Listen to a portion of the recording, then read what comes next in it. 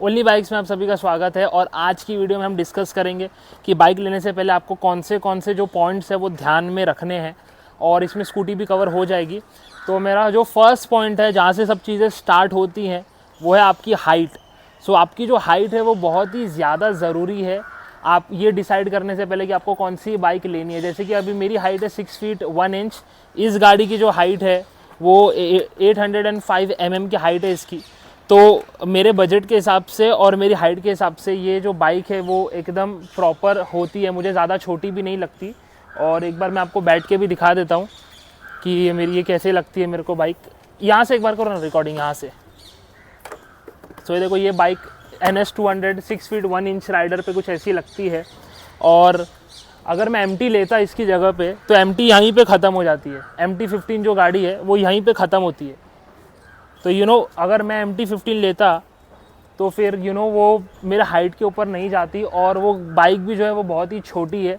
इसीलिए आपकी हाइट जो है वो बहुत मैटर करती है। अब जो इंसान 5'6", 5'7" का है या फिर 5'8" है, उसके लिए मार्केट में बहुत सारे ऑप्शंस हैं। बट जो 6 अबव है, 6'1", 6'2", 6'5", उनके लिए ऑप्शन बहुत ही कम होते हैं। जैसे कि एक एक्सपल्स हो गई, एक NS हो गई। बेसिकली जैसे कि अभी ड्यूक जो 200 है उसकी सीट हाइट जो है वो 822 mm की है। तो ऐसे आपको पहले ये डिसाइड करना है कि मेरी हाइट के हिसाब से मेरे पे कौन सी गाड़ी अच्छी लगेगी। बेवकूफ़ी मत करना कि यार इमोशंस में आके हम बहुत सारे बार बेवकूफ़ी कर लेते हैं कि मैं तो MT 15 खरीदूंगा, और फिर बाद में वो गाड़ी आप पे ऐसे लगती है कि मतलब बहुत ही छोटी लगती है वो गाड़ी। कभी भी आप देखना 6 फीट राइडर पे MT 15 कितनी छोटी लगेगी, बट वो बाइक अच्छी है, but it is not made for the tall Riders. तो हाइट आपकी सबसे फर्स्ट प्रायोरिटी होनी चाहिए। हाइट के बाद आप दूसरी जो चीज़ होनी चाहिए, जो बहुत ही इंपॉर्टेंट चीज़ है, वो है कि माइलेज बाइक कितना दे रही है। उसके बाद मेंटेनेंस उसका कितना है, सर्विसिंग कॉस्ट उसका कितना है।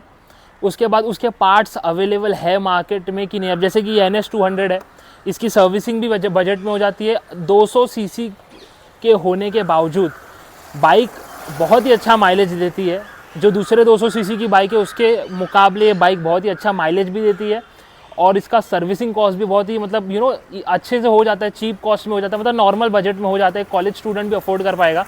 और इसके पार्ट्स भी जो है वो आराम से आपको अवेलेबल मिल जाएंगे मार्केट में। जैसे कि अगर मैं ड्यूक 200 का एग्जांपल देता हूँ, सेम सीसी की बाइक है।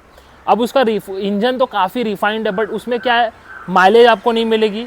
उसकी सर्विसिंग भी और मेंटेनेंस कॉस्ट भी इससे काफ़ी ज़्यादा है, और उसके पार्ट्स भी बहुत महंगे आते हैं। तो ये एक एग्जांपल होगा। दोनों सीसी सेम सेगमेंट की बाइक है, बट जो 3 चीज़ मैंने मेंशन की है उस 3 चीज़ में बहुत फ़र्क आ जाता है। तो अगर आपका जेब बहुत ही भारी है तो आप ड्यूक 200 ले सकते हैं। मैं ऐसा नहीं बोल रहा कि आप ड्यूक 200 मत लो, बट आपको अपना पॉकेट देखना है, लॉन्ग टर्म सोचना है, लॉन्ग टर्म सोच के आपको लेना है बाइक।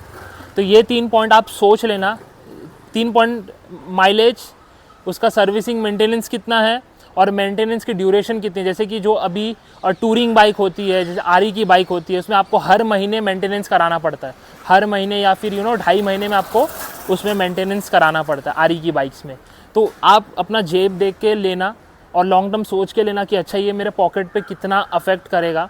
उसके बाद जो मेरा पॉइंट ये है कि उसके बाद जब आप बाइक लेने जाते हो, अगर आप फुल कैश पे बाइक ले रहे हो तो अच्छी बात है, बट अगर आप लोन कराते हो तो लोन कराने का एक सिंपल सा फंडा बोलता हूँ। अभी ये जो है वो बजाज की बाइक है, तो इसमें बजाज का ही लोन उन लोग ने दिया है।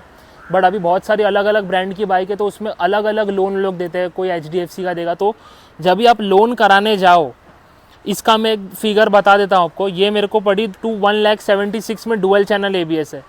अगर आप यही बाइक लेने जाओ तो मैं बोलूँगा इसका मिनिमम आप डाउन पेमेंट करो 70,000 रुपये। 70,000 जब आप डाउन पेमेंट करते हो ना, तो आपका जो वो लोन प्रोसेसिंग फ़ीस थोड़ा कम लगेगा। अगर आप 20,000 30,000 दे के ये गाड़ी उठाते हो तो लोन प्रोसेसिंग फ़ी आपका कितना आएगा, 15,000 16,000 लोन प्रोसेसिंग फ़ीस आएगा आपका। तो जितना ज़्यादा आप डाउन पेमेंट करोगे उतना कम लोन प्रोसेसिंग फ़ीस आता है। ओके। उसके बाद दूसरी चीज़, जो अलग अलग बैंक्स है उन सब बैंक्स का आपको इंटरेस्ट रेट चेक करना है कि अगर 70,000 में भर के डाउन पेमेंट देता हूँ तो इसका मेरे को कितना इंटरेस्ट आ रहा है, इसका कितना इंटरेस्ट आ रहा है, इसका कितना इंटरेस्ट आ रहा है। और ड्यूरेशन आप ज़्यादा मत रखो, और अगर ज़्यादा रख भी रहे हो तो 1 साल में क्लोज़ करा दो लोन जाके, प्रिंसिपल अमाउंट भर के। बैंक वाले को उतना मलाई खाने मत दो। तो यही बोल रहा हूँ मैं कि अलग अलग जो बैंक्स होते हैं उनके लोन आप चेक करो, इंटरेस्ट रेट चेक करो, और उसके हिसाब से आप लोन ले सकते हो जो आपको अफोर्डेबल लगता है। और डाउन पेमेंट आपको बहुत ही अच्छा करना है। बेवकूफ़ी मत करना कि 10,000 20,000 दे के मैं बाइक उठा रहा हूँ अभी एकदम R15 उठा लिया 10,000 20,000 या 25,000 भर के, ये बेवकूफ़ी मत करना। थोड़ा रुक जाना। बहुत ही एक्साइटमेंट होती है जब हम बाइक लेने जाते हैं, बट आपको बहुत ही पेशेंस से काम लेना है। उसके बाद आपने अपनी हाइट के हिसाब से बाइक चूज़ कर ली, मतलब बाइक्स के ब्रांड आपने चूज़ कर लिए कि मेरे को ये मोटा मोटी ये ब्रांड चाहिए। जैसे कि अगर मैं 6 फीट का तो मैं एक्सपल्स, NS, RS, R15 तो उठाने वाला हूँ नहीं भाई, छोड़ो R15 को, अच्छी बाइक है बाय द वे। तो आफ्टर आप हाइट के बाद आपने ये सब डिसाइड कर लिया, आपका बजट फिर डिसाइड हो गया, और फिर आप ब्रांड चूज़ करो। मैं तो बोलूँगा अगर आप सोच रहे हो 4-5 ब्रांड आपने चूज़ करके रखा है तो ब्रांड ध्यान से चूज़ करना है। 2-3 ब्रांड है, मैं नाम नहीं लेना चाहता, उनकी बाइक्स तो ख़रीदना मत आप, क्योंकि बहुत ही क्वालिटी इश्यूज़ आते हैं। तो हमेशा बाइक लेने जाओ तो एक रिलायबल ब्रांड से ही बाइक खरीदो, ये मैं हमेशा बोल रहा हूँ। और जैसे कि देखो जो ओल्ड बाइक्स है जो कंटिन्यू चलती आ रही हैं, जिनका मतलब सबको पता है कि यार ये बाइक तो बहुत ही अच्छी है, जैसे कि NS कब से चल रही है, 2010-2012 से आ रही है NS, उससे भी पहले मेरे को पता नहीं। तो एक रिलायबल ब्रांड है ये, इसीलिए कभी भी बाइक खरीदो तो आपको एक रिलायबल ब्रांड लेना बहुत ज़रूरी है, वरना बहुत आप बाद में चक्कर काटोगे। ब्रांड ध्यान से चूज़ करना, इमोशनल मत हो जाना। और इमोशनल बहुत लोग हो जाते हैं कि यार यही बाइक पसंद है, यही बाइक लेना है, तो ध्यान से ब्रांड चूज़ करके बाइक लेना।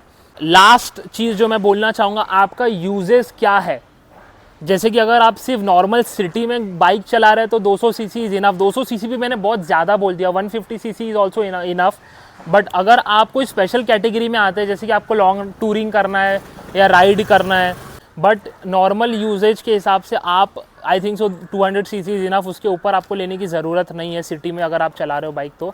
एंड अगर मैं बोलूँ कि स्कूटी और बाइक में आपको क्या लेना चाहिए, क्या प्रेफरेबल है, तो मैं यही बोलूँगा कि डेफिनेटली आप बाइक लो। क्योंकि स्कूटी नॉर्मल फैमिली का एक मिथ है कि यार स्कूटी लेंगे तो सब चलाएंगे, but at the end of the day वो आप ही चलाते हो।